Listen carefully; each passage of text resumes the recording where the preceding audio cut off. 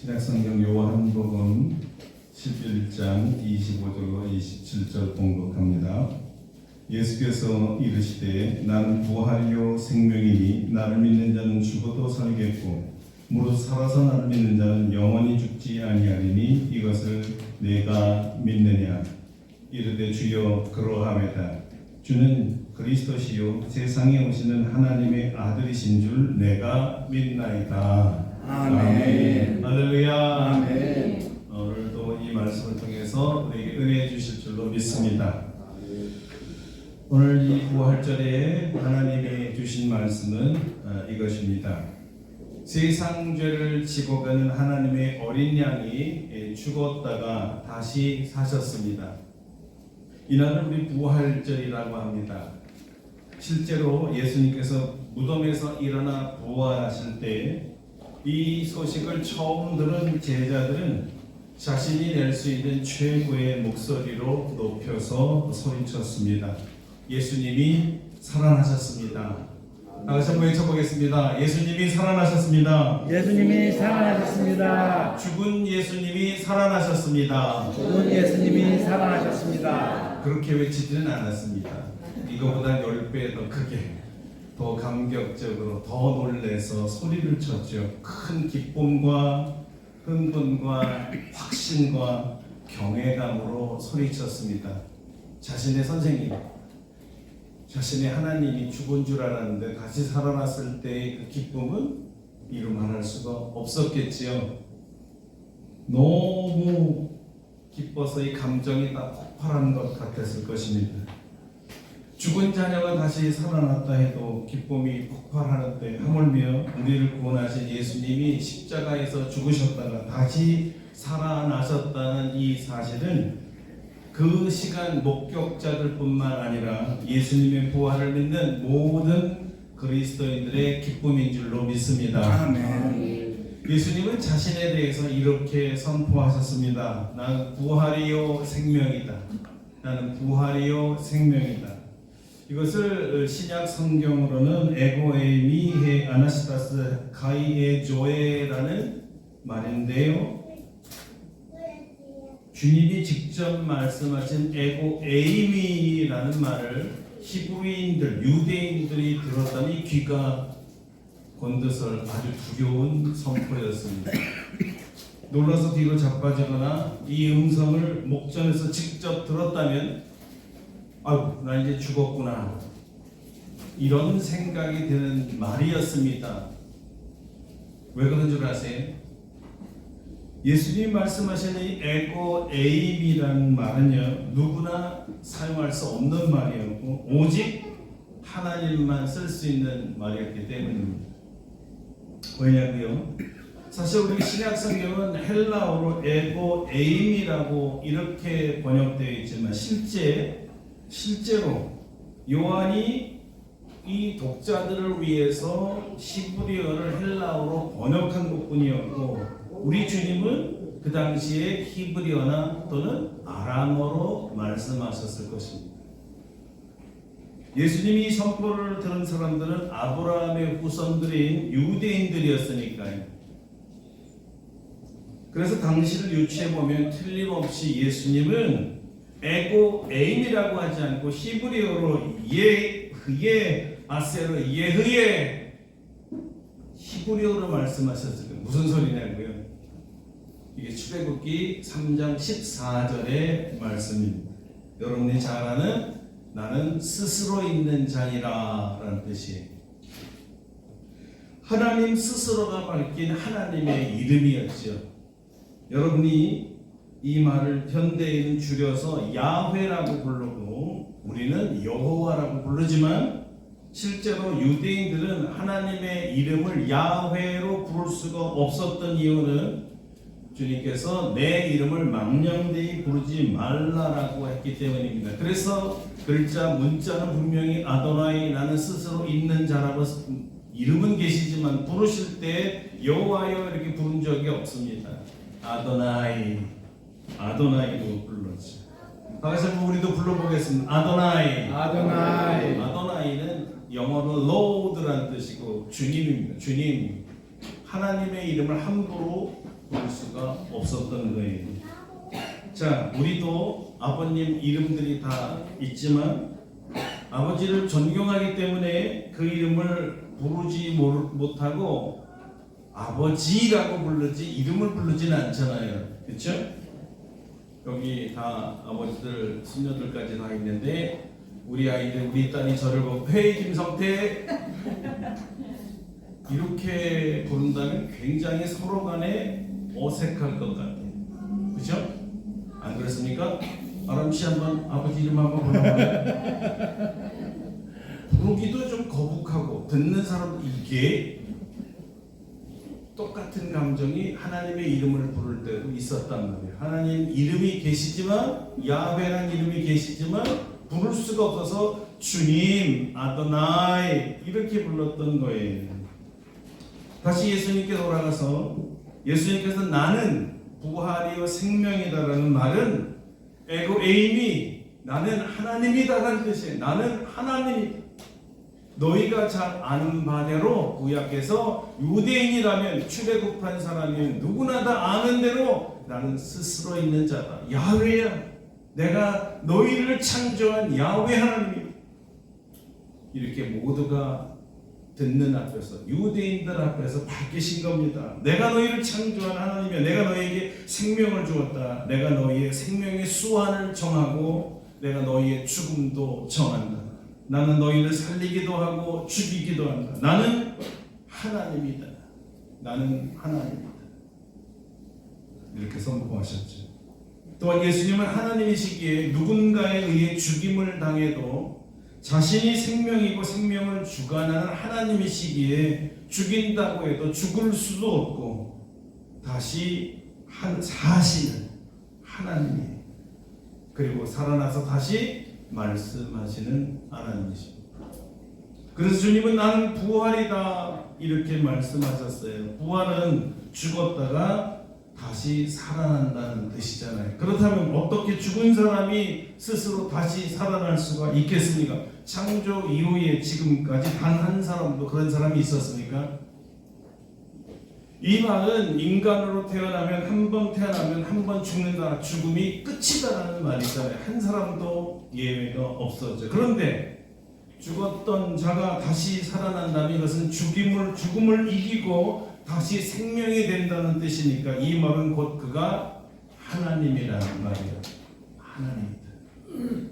생명과 죽음을 주관하시는 하나님이 아니고서야 다시 살 수가 없기 때문입니다. 여러분 믿으십니까? 아멘. 오늘 본문의 배경은 사랑하는 친구 나사로가 죽었을 때 예수님께서 방문한 얘기, 조문 갔어요. 예수님은 죽은 나사로와 그의 노이들 앞에서 그리고 그의 친지들과 백성들 앞에서 이렇게 외친 거예요. 나는 부활이요 생명이다. 그들 앞에서 이렇게 외친 거라는 나는 하나님이야. 이 죽은 사람 앞에서 이런 소리 할 때 얼마나 유가족들과 주위의 사람들이 놀랬을까요?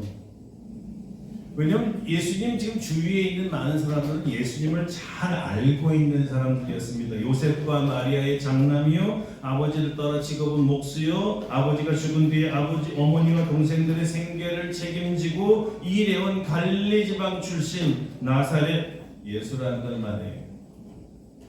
그런데 그가 갈릴리와 예루살렘에서 기적을 많이 일으키고 하나님의 말씀을 전하고 불치의 병을 고치고 귀신 들린 자를 고쳐준 것을 보면서 야, 엘리야와 같은 큰 선지자네 이렇게 알고 있었어요. 그런데 어느 날 그가 갑자기 에고에이미 하면서 자기는 나는 스스로 있는 하나님이다 이렇게 그 사람들이 들을 때는 하나님이라고 빙자하고 다니는 것 같았거든요.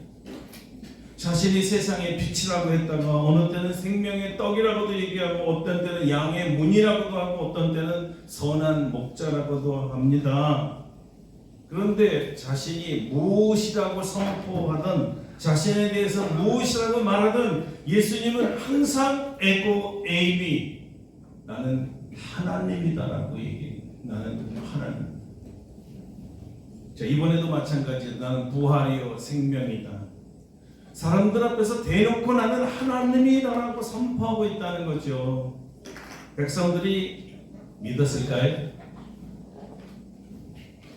자, 여러분은 믿습니까? 아멘. 아직도 안 믿는 분들이 계신 것 같아요. 여러분은 믿습니까? 아멘. 다른 사람들은 몰라도 적어도 나사로의 누이들은 마리아와 마르다는 믿었습니다. 주께서 나는 부활이요 생명이 나를 믿는 자는 죽어도 살겠고 무릇 살아서 나를 믿는 자는 영원히 죽지 않는다. 네가 이것을 믿느냐? 이렇게 물으셨을 때 마르다가 한 대답이 무엇이었죠? 이것입니다. 주여 그러하외다. 주는 그리스도시요 세상에 오시는 하나님의 아들이신 줄 내가 믿나이다. 아멘. 자, 이 말을 통해 보면 마르다는 확실히 예수님이 하나님이심을 믿었습니다. 여기 살펴보겠습니다. 그러하외다, 이 어려운 번역 그렇습니다. 이 헬라어로 나이라고 하는데 이 말은 확실합니다. 예, 그렇습니다. 여러분이 잘 아는 아멘과 같은 뜻입니다. 아멘이었어요. 요한은 요한계시록의 1장 7절에서 같은 말을 되풀이했습니다. 볼지어다 그가 구름을 타고 오시리라. 각 사람의 눈이 그를 보겠고 그를 찌른 자들도 볼 것이요 땅에 있는 모든 족속이 그로 말미암아 애곡하리니 그러하리라. 아멘. 그러하리라. 아멘. 이제 보세요. 마지막에 그러하리라. 아멘이란 말은 내가 믿습니다로 끝나는 게 아니라 믿어도 나는 확실히 믿습니다. 나의 아멘. 나는 확실하게 믿습니다. 이 말은 예수님이 물어보시니까 혹시 여러분들도 제가 물어보니까 형식상 민망하니까 안 믿는다 그러면 이상하니까 네 그럴 수도 있잖아요. 예의상. 그러나 마르다는 분명히 예의상 그렇게 얘기한 게 아니라 내가 확실하게 믿습니다. 그 믿음의 확신을 지금 표현하고 있다는 거죠. 정말 신앙 고백이었어요. 자, 이 같은 질문을 오늘날 AI가 발달된 시대에 여러분에게 예수님이 직접 오셔서 하나님이신데 직접 오셔서 똑같이 물으십니다.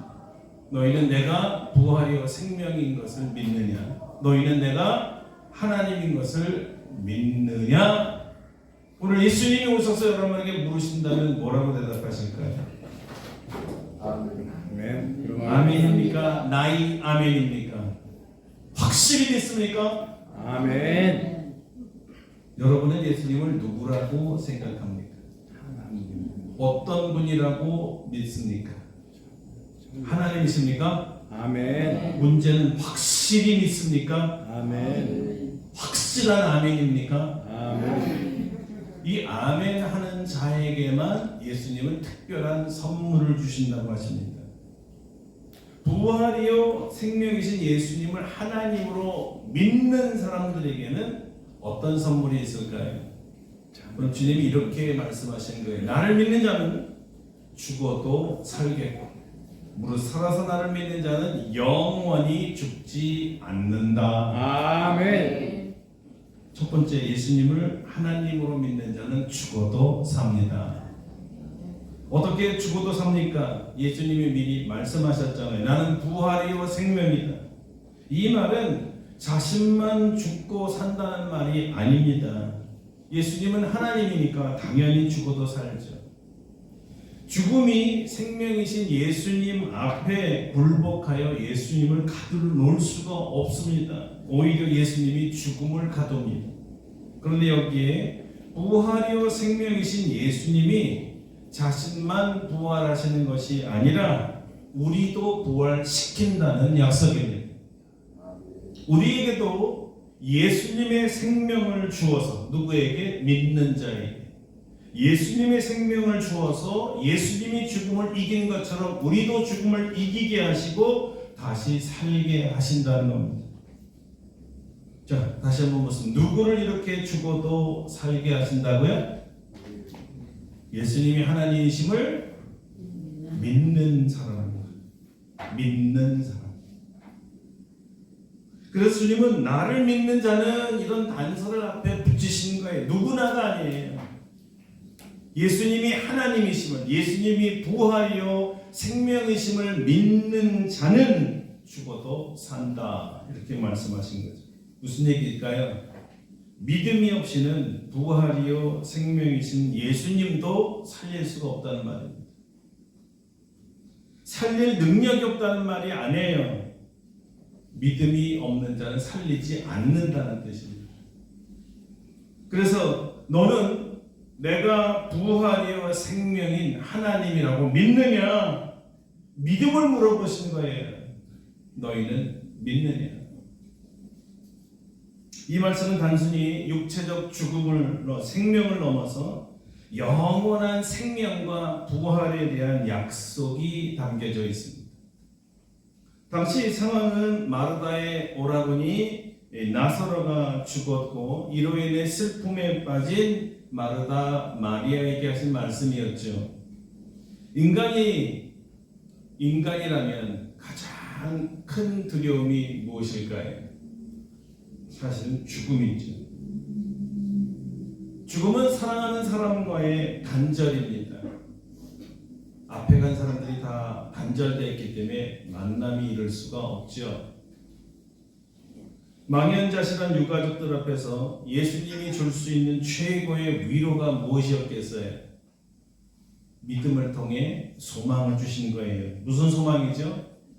죽은 자의 부활입니다. 할렐루야. 아멘. 죽은 자의 부활. 무엇을 말할까요?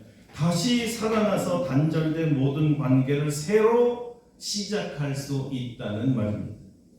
살아있는 존재로 다시 만들어 주시겠다는 거예요.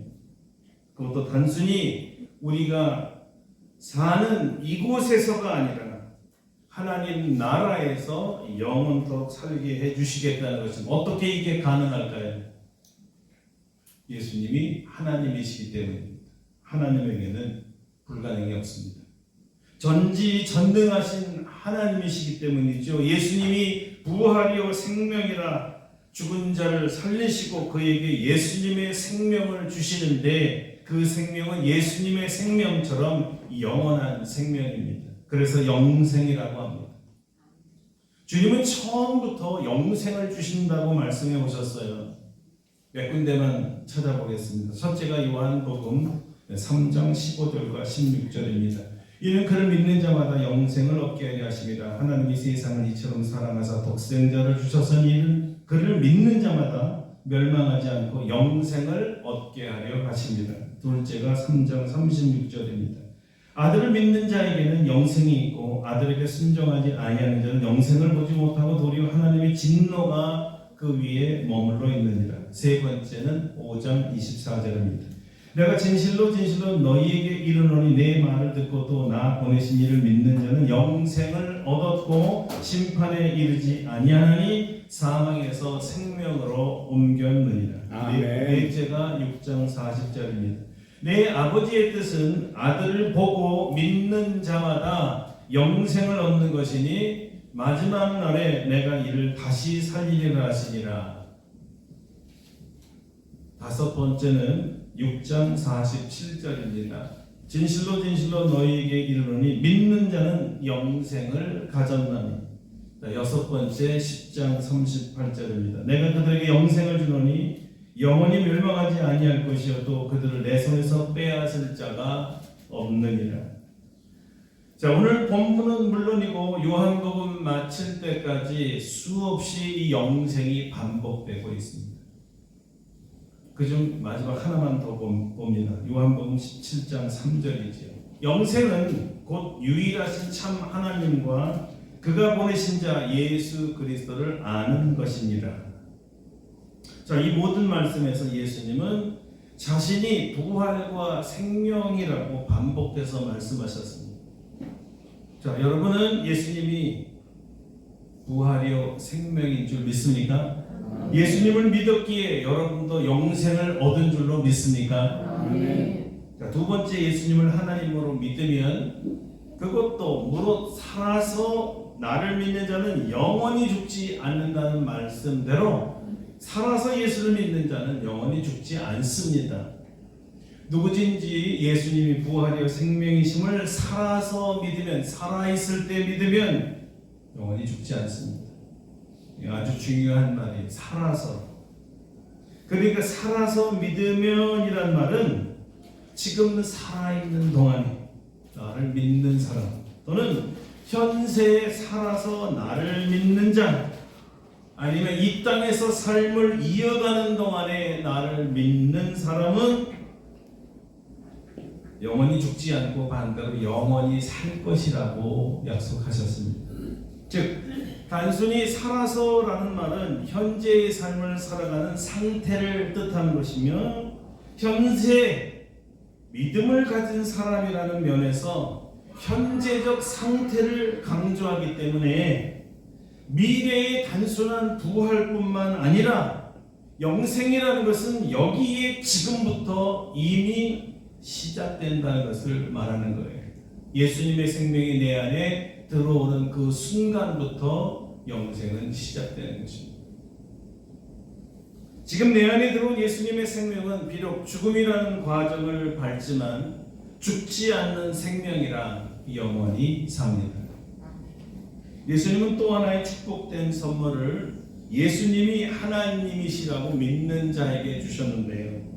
그것은 우리의 부활이 미래 종말에 주님이 다시 오실 때의 부활과 함께 현재적 부활도 있다는 말씀입니다. 한번 여러분 중요한 말이기 때문에 따라해 보겠습니다. 현재적 부활. 현재적 부활. 이 부활은 종말에 있을 육체적 부활을 의미하는 것은 아닙니다. 부활이 죽음을 이기고 생명으로 다시 사는 것인 점에서 우리의 모든 죽은 것들이 현재 우리가 살아갈 때 부활의 능력으로 다시 살 수 있다는 희망입니다. 여러분, 어떤 것이 여러분 안에서 죽어 있는데 다시 살아나기를 원하십니까? 어떤 것이 죽어 있다가 다시 살아나면 좋겠어요? 우리는 사도 바울의 간증을 통해 힌트를 얻을 수가 있습니다. 고린도후서 4장입니다. 우리가 이 보배를 질그릇에 가졌으니 이는 심히 큰 능력은 하나님께 있고 우리에게 있지 아니함을 알게 하려 함이라. 우리가 사방으로 우려쌈을 당하여도 쌓이지 아니하며 답답한 일을 당하여도 낙심하지 아니하며 박해를 받아도 버림받지 아니하며 거꾸로 됨을 당하여도 망하지 아니하고 우리가 항상 예수의 죽음을 몸에 짊어짐은 예수의 생명이 또한 우리 몸에 나타나게 하려 합니다. 우리 살아있는 자가 항상 예수를 위하여 죽음에 넘겨짐은 예수의 생명이 또한 우리 죽을 육체에 나타나게 하려 함이라. 짧게 얘기하면 부활을 믿는 사람에게는 현재의 고난을 이길 수 있는 능력이 생깁니다. 다시 말하면 부활이 없는 고난은, 또는 부활이 없는 박해는 이겨낼 수가 없어요.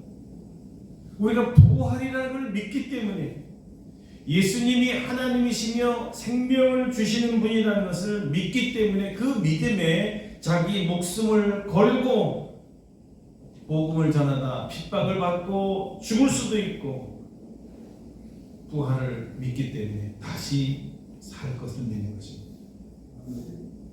예수님이 12제자들과 모든 제자들이, 그리고 바울이 순교를 당하고 박해를 받을 수 있던 유일한 이유였죠.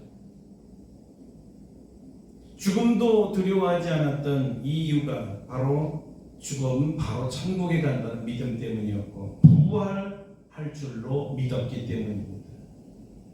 죽어도 산다고 주님께서 말씀하시면서 자신이 십자가에서 죽으셨다가 다시 살아나시면서 직접 자신의 부활을 입증시켜 주셨거든요. 이런 거예요. 나를 믿는 자는, 부활이와 생명이 있는 나를 믿는 자는 내가 죽었다가 다시 살아난 것처럼, 너희들이 본 것처럼 그대로 너희들도 살아나리라. 아멘. 이 부활 신앙의 하이라이트는 죽어도 다시 사는 부활이시면서 동시에 이 땅에서 살 동안에도 부활을 경험한다는 뜻입니다. 그래서 다시 부활이란 아나스타시스를 풀어보면 문자 그대로 다시 일어난다는 뜻이에요. 다시 일어난다. 어디에서? 죽음에서 다시 일어난다. 그러니까 산다는 뜻이잖아요. 다시 일어난다. 그렇지만 단순히 죽은 자가 다시 살아난 것만 의미하는 것이 아니라 그가 넘어진 자리에서 그가 죽었다고 생각하는 그곳에서 다시 일어난다. 이런 뉘앙스가 있습니다. 이 말은 주님의 재림을 기다리는 성도들이 종말에 부활할 것이라는 믿음과 희망을 넘어서 현재 죽어가는 상황 또는 죽어가는 상태에서 다시 일어나는 재기나 회복의 의미가 있습니다. 개인의 삶에서 전적으로 실패하고 다시 일어나는 순간이 바로 아나스타시스, 부활이라고 표현할 수가 있습니다. 특별히 무엇에 대해서 우리가 다시 살아나야 될까요? 다시 말하면 무엇에 대해서 죽어 있는데 그 죽음으로부터 다시 살아나야 될 것이 무엇입니까? 각자가 다르지만 적어도 오늘 성경 본문의 맥락에서는 예수님이 하나님이라고 믿지 못하는 그 믿음입니다. 왜 그래요? 믿음이 죽은 자들이 많기 때문이죠. 2000년 전에 살아계신 하나님이 직접 오셔서 내가 하나님이라고 선포했을 때 믿지 못한 사람이 많았는데 지금은 오죽하겠습니까? 더 믿지 못하는 거죠. 설령 예수님이 다시 이 자리에 똑같은 모습으로 오셔서 내가 부활이요 생명이라 외친다고 믿겠습니까?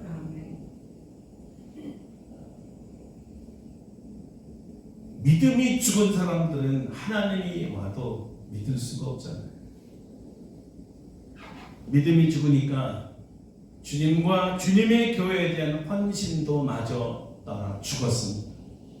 예배 안 나오는 걸 아무렇게도 생각하지 않는 건 죽었기 때문에 그래요.